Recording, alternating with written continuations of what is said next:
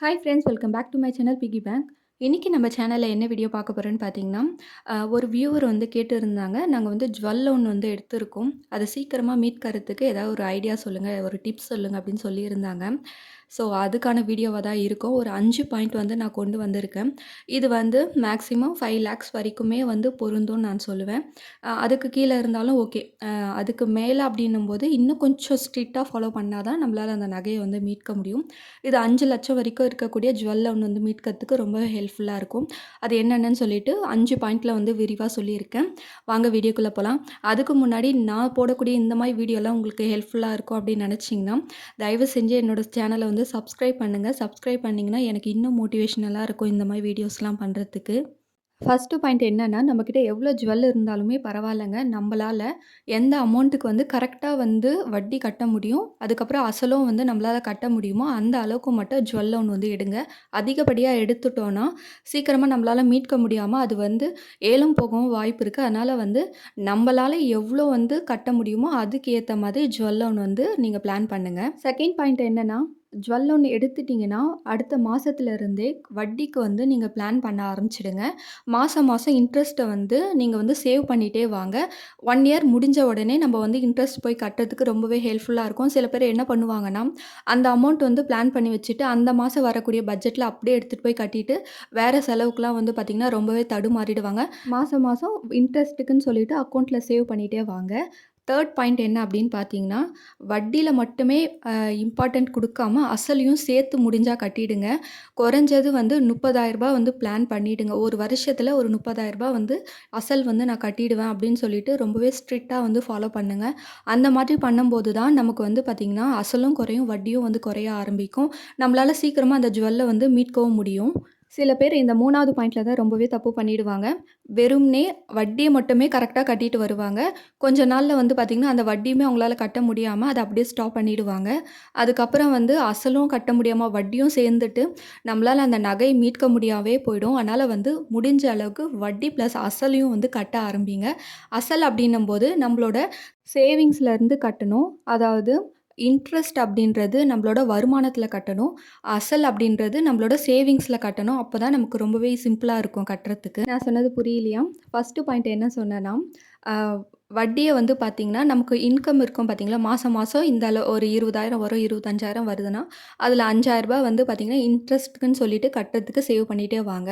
அசல் அப்படின்னும்போது நம்மளோட சேவிங்ஸ்லேருந்து கட்டணும்னு சொன்னேன் பார்த்தீங்களா? அது பார்த்தீங்கன்னா, நான் வந்து இதுக்கு முன்னாடி நெறைய வீடியோஸ் வந்து பண்ணியிருப்பேன்.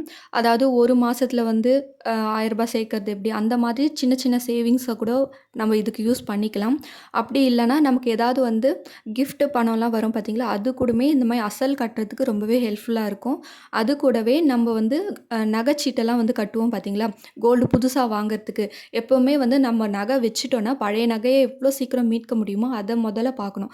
அதுக்கப்புறமா வந்து நம்ம புது நகை வாங்குறதுக்கு ட்ரை பண்ணலாம். ஸோ, அதனால வந்து அசல வந்து சீக்கிரமா முடிக்கிறதுக்கு ட்ரை பண்ணுங்க. 4த் பாயிண்ட் என்ன அப்படின்னு பார்த்தீங்கன்னா, நகை வச்சதே சில பேர் மறந்துடுவாங்க. அதனால வந்து ரொம்ப கவனமா இருக்கணும். வருஷத்துக்கு ஒரு முறை வந்து பார்த்தீங்கன்னா, நகையோட அந்த கால்குலேஷன் வந்து நம்ம கால்குலேட் பண்ணி, அத எப்படி நம்ம செட்டில் பண்ணுறது அப்படின்னு சொல்லிட்டு எப்பவுமே பிளானிங்லேயே இருக்கணும். சில பேர் என்ன பண்ணுவாங்கன்னா, நகை போய் வாங்கும்போது நகை லோன் எடுக்கும்போது ஈஸியா போய் வாங்கிட்டு வந்துருவாங்க. ஆனா, அந்த வட்டியும் கட்ட மாட்டாங்க, அசலும் கட்ட மாட்டாங்க. கொஞ்ச நாள்லயே வந்து பார்த்தீங்கன்னா, அது ஏலம் போற அளவுக்கு போயிடும். அதுக்கப்புறம் தான் அவங்களுக்கு வந்து இந்த மாரி உங்க நகை வந்து ஏலம் போகுது அப்படின்னு சொன்ன பிறகு தான் அவங்க போய் அந்த நகையே போய் டீட்டெயில்ஸ் வந்து கேட்க போவாங்க. ஸோ அந்த மாரி தவறெல்லாம் பண்ணாதீங்க. நகை வச்சுட்டிங்கன்னா, நகைச்சீட்டு எப்படி வந்து ரொம்ப கவனமா கட்டுவோமோ, அதே மாதிரி அந்த பழைய நகைய எப்படியெல்லாம் மீட்கணுமோ, அதுக்கு வந்து என்னலாம் வழி இருக்குமோ, அத நம்ம ட்ரை பண்ணிட்டே இருக்கணும். அப்பதான் நம்மளால சீக்கிரமா அந்த நகைய வந்து மீட்க முடியும். 5த் பாயிண்ட் என்னன்னா, சிக்கனமா இருக்கணுங்க. இது வந்து எல்லாத்துக்குமே பொருந்தும் தான். ஆனா, நகை லோன் எடுத்துட்டோம்னா, இன்னுமே சிக்கனமா இருந்து அந்த நகைய மீட்கறதுக்கான ஒரு வழிய தான் நம்ம பார்க்கணும். அத விட்டுட்டு நம்ம வேற தேவையில்லாத ஆடம்பர செலவுல வந்து செலவு பண்ணிட்டு இருந்தோம்னா, இந்த நகை லோன வந்து நம்மளால மீட்க முடியாம போயிடும். அந்த தவறையும் பண்ணிடாதீங்க. எப்பவுமே வந்து நகை லோன் எடுத்திருக்கோம்னா, நகை லோன் மட்டும் இல்லங்க, நம்ம ஹவுசிங் லோன் எந்த லோன் எடுத்தாலுமே, அதுக்கான அமௌண்ட்ட நம்ம தனியா எடுத்து வச்சுட்டு தான் மீதி செலவுகள வந்து நம்ம பார்க்க ஆரம்பிக்கணும். சில பேர் என்ன பண்ணிடுவாங்கன்னா, எல்லா செலவையும் வந்து ரொம்பவே கொலாப்ஸ் பண்ணிப்பாங்க. அந்த தவற பண்ணாதீங்க. ஒரு விஷயத்துக்கு இந்த அமௌண்ட் அப்படின்னு சொல்லிட்டு தனியா பிளான் பண்ணி வையுங்க. அது வந்து சொல்றதுக்கு வந்து ஒரு மாதிரி தான் இருக்கும். அதெல்லாம் வந்து தனியா யாருங்க எடுத்து வச்சுட்ருக்குது. எனக்கே தெரியும் நம்ம ரூ. 10,000 சம்பாதிக்கிறோம், ரூ. 20,000 சம்பாதிக்கிறோம். இதுக்குன்னு நமக்கு தெரியாதா அப்படின்னு சொல்லுவோம். ஆனா நடுவுல வந்து சில எதிர்பாராத செலவுகள் வரும்போது, இந்த செலவுகள் வந்து நமக்கு மறந்துரும். அதனால வந்து எப்பவுமே ஒரு பிளானிங், ஒரு டைரிய வந்து மெயின்டெயின் பண்ணுங்க. இந்த அமௌண்ட் இதுக்கு தான் அப்படின்னு நம்ம எடுத்து வச்சுட்டோம்னா, அதுலேருந்து நம்ம எடுக்க மனசு வராது. ஸோ அதனால வந்து கரெக்ட்டான ஒரு பிளானிங் வச்சுக்கோங்க. ரொம்ப சிக்கனமா இருங்க. சீக்கிரமா நகை லோன் வந்து மீட்க முடியும். ஒரு வியூவர் வந்து கேட்டிருந்தாங்க. நாங்க 8 லேக்ஸ்க்கு மேல வந்து பார்த்தீங்கன்னா, கோல்ட் லோன் வந்து எடுத்திருக்கோம். அத சீக்கிரமா மீட்கறதுக்கு ஏதாவது வழி சொல்லுங்க. அவங்களோட சேலரி டீட்டெயிலும் வந்து எனக்கு அனுப்பிச்சிருந்தாங்க. அது வந்து பொதுவா தான் என்னால சொல்ல முடியுமே தவிர, ரொம்ப டீட்டெயிலா என்னால எக்ஸ்ப்ளைன் பண்ண முடியல. ஏன் அப்டின்னா, அவங்களோட சேலரி டீட்டெயில் மட்டுமே என்னால வச்சுட்டு, அவங்களோட பிளானிங்க வந்து என்னால சொல்ல முடியாது. ஏன் அப்டின்னு பார்த்தீங்கன்னா, அவங்களோட லைஃப் ஸ்டைல் வந்து வேற. அவங்க இருக்கக்கூடிய சிட்டி அப்டின்றதும் வேற. நான் இருக்கக்கூடிய சிட்டியில இருக்கக்கூடிய அதே விலைவாசி வந்து பார்த்தீங்கன்னா, இன்னொரு சிட்டியில இருக்கும்னு நம்ம எக்ஸ்பெக்ட் பண்ண முடியாது. நான் ஒரு கால்குலேஷன் போட்டு சொல்லுவேன். அவங்களோட கால்குலேஷன் வந்து வேற மாரி இருக்கும். ஸோ அதனால வந்து மிஸ் அண்டர்ஸ்டாண்டிங் ஆக வாய்ப்பு இருக்கு. அதனால தான் வந்து ரொம்ப டீட்டெயிலா சொல்லாம மேலோட்டமா சொல்லியிருக்கேன். இந்த டீட்டெயில்ஸ் வந்து அவங்க ஃபாலோ பண்ணாலுமே சீக்கிரமா வந்து அவங்களால நகை லோன வந்து மீட்க முடியும். மெயினான விஷயம் என்னன்னு தெரியுமா?